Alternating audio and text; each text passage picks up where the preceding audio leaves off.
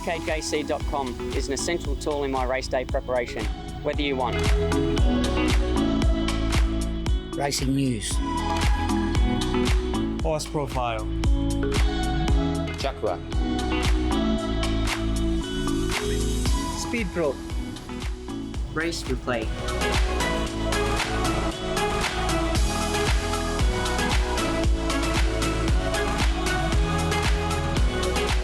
hkjc.com, bringing Hong Kong racing close to you.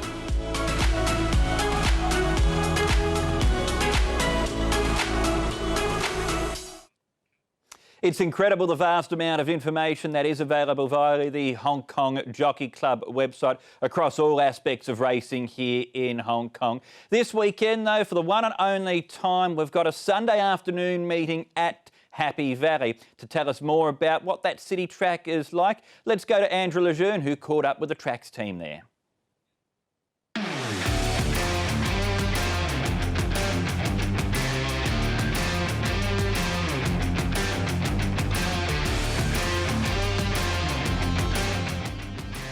Happy Valley Racecourse is one of the most iconic racetracks in the world, offering up an exciting mix of live sport on the track and off it under normal circumstances, an atmosphere like no other with a beer garden and other various entertainment venues. Today, though, we're taking a peek behind the scenes. Very pleased to say I'm joined by Head of Race Day Operations in Stephen Higgins and Happy Valley Racetrack Manager Kiki as well, braving the weather. It's really turned against us today to have a look at what goes into organising and maintaining the track ahead of a race tonight, or occasionally a race day as well, Steve. Before we get into that, though, can you give us a broad overview of Happy Valley, the racecourse itself?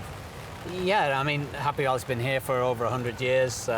It's around about 7 furlongs or 1,400 metres in circumference, and we race predominantly on the A, B, C and C+3 courses, so we have 4 course moves across. 38 fixtures a season, and generally Wednesday nights, apart from, as you say, the Sunday that we have coming up. Now, we did one of these last season, kicking with Stephen at Sha Tin. Are there any fundamental changes between managing the racing surface at Sha Tin and here at Happy Valley, which is essentially a night racing fixture? We have many tall buildings around us, so making it very exciting, grand, and because of this, we have higher temperature and with less air movement, so we have to be very careful about the track management, so that we have to keep the grass a little bit shorter and also to have it healthy and with suitable amount of water. And it goes through, I assume, Stephen, the same sort of process at Sha Tin as when the seasons change, there is a period of changing the racing surface, or the grass as well? Yes, we go from our summer grass, which is a Bermuda species, to winter rye, which is very much like a European species. Last season, actually, because of 1 or 2 problems that we were facing, we didn't actually have a break. We raced through and we overseeded during the racing, which is a real challenge for Kiki, which they pulled off incredibly well. But this season we do have a little break, so before the Sunday meeting it'll be overseeded and you'll see the prominence of ryegrass coming through. One thing I've noticed recently, Steve, I mean, it's been ongoing in Europe for years, but of late I've seen a lot of examples, particularly in France, Christophe Soumillon, Pierre-Charles de Boudot as well. When they've come down the back straight, they sometimes swing wide out looking for better ground, or they come into the home straight swinging wide as well, looking for better ground, leaving another field. We very rarely see that here in Hong Kong. Is that because it races so evenly? Yeah, I think because the margins here are so tight and all the races are handicaps, and the track being a sand profile tends to race evenly across the profile, but also it never gets deep ground. So in France and the UK, as people know at Ascot, people would often go wide looking for better ground. The ground, or the time you save going wide, you'll never make up on the horses on the inside. What you do see here and on certain rail positions, and Joe Moreira is fantastic at it, he'll go wide but then cut in onto the rail as he turns into the straight and make a run up the rail. And while sometimes that's a more dangerous route in terms of potential traffic problems, it's incredibly successful if you can make it work, so they go outside, inside. And what are we essentially standing on here, Kiki? Because there's Jockey Club headquarters just behind us. Yes. There's a car park Yes. as well. Are we standing basically on top of the car park right now as well? Yes, that is an elevated track, we say it, so that we have a shallower profile underneath, but the soil profile on the top will be the same as the other area, so that we still have good drainage, but good water retention for the grasses. And that's, I suppose, one of the reasons as well, when we get these, I mean, this is nothing really, just a light showers, and when we get these massive deluges, yes, we'll get a downgrade with yielding or yielding, but that's one of the reasons the track can hold up. Yeah, I mean, you know, we've had instances here where we've had 5-6 inches of rain 2 hours before racing, and we've raced on good ground. You know, it drains that quickly. So it's like a beach really. It just absorbs water, and the water moves through the profile to the drain on the inside. And as long as it's not heavy rain whilst you're racing and you've got potential surface water, give it half an hour and generally the surface water disappears very quickly and we can get racing. All right, and in terms of a race night itself, do you get to enjoy the racing itself, or is it just too much going on to sort of stand back and enjoy what's going on? Yeah, I think for, I don't know about Kiki, it's always a sense of achievement. You know, obviously it comes with its stresses, especially, you know, we're turning over, like even tonight, maybe $1.3 billion. So I think that brings the pressure. And Kiki's such a perfectionist, he wants everything to go smooth. Yes. And every rail movement, every time we open the rail to let the stalls on, she wants that to be absolutely spot on. So she has a lot more to think about than I do. Yeah. Everyone share a burden, and I think our job is to make everything precise and safe for the jockeys and the horses. So rather than any enjoyment, I would feel like it is a tough job that we must do it well. I know we're in unique times, Sam, but in normal times, Happy Valley on a Wednesday night, or in this instance, Sunday afternoon, it's the place to be in Hong Kong, isn't it? Certainly is, Ed. There's very few racetracks like it, and one of the best places to have a beer and watch the races in the world. You've been to plenty of race courses all across the place in Australia and on your travels as well too, and sporting venues in general. What is it as a sports fan or as a race goer that makes Happy Valley so appealing?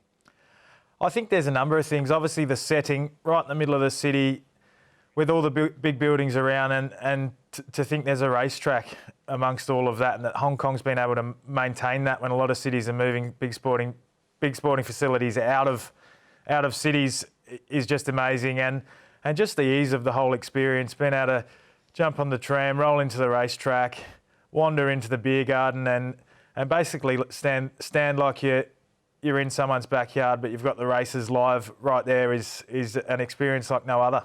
Yeah, to be so close to the action at such an iconic racecourse right in the heart of the city is absolutely sensational. So that's where we're going to be heading on Sunday afternoon for a 10-race card. It's in fact a Happy Valley double-header because we'll be racing under the bright lights there next Wednesday before a Saturday fixture at Sha Tin, where the Panasonic Cup at Class 1 level will be our feature race. And as mentioned before, for further information, go to the website or follow us through Twitter and other social media platforms. Let's have a look at the best of the weekend's action then. It comes up as the last, Sam, a Class 2 sprint over 1,200 metres. Let's assess some of the key contenders. Classic Unicorn was an impressive winner last time out. He's not going around in this race, but Gunnison ran a terrific race at big odds, and Highland Fortune kicked off in this event as well too. Yeah, Gunnison, I guess, was a bit of a surprise packet, wasn't he? First start for Me Choi, and he's a horse that's been around a while, but yeah, it was a great run, and he showed that there might just still be something left to give. Okay, well that's Gunnison. Let's learn more about Highland Fortune. He was first up over 1,000 metres in that event last time out. Was that distance a bit on the sharp side for him? You think it probably was. Back to the 1,200 looks suitable, and he's been there and done that at Happy Valley, and you should expect him to be right in the finish come Sunday. You would for sure. Let's get Zach Purton's take on the chances then of Highland Fortune. He retains the ride on him on Sunday. Very much so. He got run off his legs the whole way and then just couldn't finish the race off. So 1,200 metres is more suitable. Unfortunately, he's got a bad gait. Just going to have to deal with that. But I think the distance is more up his alley. And what about the blinkers going on for the first time? Yeah, he's a thinker. He always has been. Even in the race that I won on him, when he comes up to the other horses, he gets his head up and he wants to shift in and shift out. In the mornings, he's always looking at things. So I think the blinkers should help him. But once again, we're just going to deal with the gate. He does look like a progressive individual, Highland Fortune, but as Zach points out, he's got a bit of a tricky draw to deal with. Let's move on then, Sam, to some of the other contenders in the race. All in Mind kicks off in this event. Golden Dash ran really well a couple of starts ago, and Green Eon is a recent winner at the City Track. Are those three winning hopes, or who else should we be looking out for here? I think Golden Dash certainly is, Edward. He's proven his best is good enough to win, and 1,200 at the Valley seems his go. So I think he's a horse that'll be, right in amongst it when the whips are cracking. OK, so we've touched on a few of the main players. In short, though, Sam, who wins the last? Good luck, friend, for mine. Looks like he's just got that class edge and should put himself in a winning position. Yeah, racing handy enough to be right around the mark. OK, Sam, we're out of time, but thanks very much for joining us this week on Hong Kong Direct. Thank you very much for having me, Ed. Always a pleasure. Thanks to Sam Agars from the South China Morning Post for taking the time to join us here on the show this week. That's it, though. We're going to finish off by continuing on with the Happy Valley theme and a memorable performance from Happy Valley in recent years. Well, we've got to go back to Mr Stunning's debut at the start of 2016, the launching pad for a super sprinting career in Hong Kong. Stand by, they're off and racing. Ocean Roar got away well, as indeed did Lyric Ace. Two of the early pace angles are out pretty well. Also up at the pace is Mr Right. Adventurer, the orange headgear, is up the inner. Bit of a gap then to Heavenly Masters. Gentilis is after that, followed then by Trendiful, then King Windsor, the plunge horse, then Mr Stunning, who's been held up, and then St Yazin and Plain Blue Banner at the back of the field as they make their way down towards the final 600. And Lyric Ace kicks on here to, in second position, Ocean Roar, then up the inside Adventurer, who's just short of a little bit of room there. Mr Right now is racing in fourth position as they begin to make the turn. After that, at the inside, King Windsor is trying to get a little bit closer as well, and then Heavenly Masters, who's right round the outside. But Lyric Ace is really searing the turf here as they turn for home and go inside the final 300 to Ocean Roar in second. Mr Right is now trying to pick them up after that. Gentilis followed by Heavenly Masters, and Mr Right has quickly gone on here to Ocean Roar, who can offer no more. Mr Stunning is absolutely thundering home. Mr Right and Mr Stunning to the line. It's going to be tight, very close. Mr Stunning, I think, got there though to Mr Right, who came there to win his race, but reckoned without a very, very promising horse.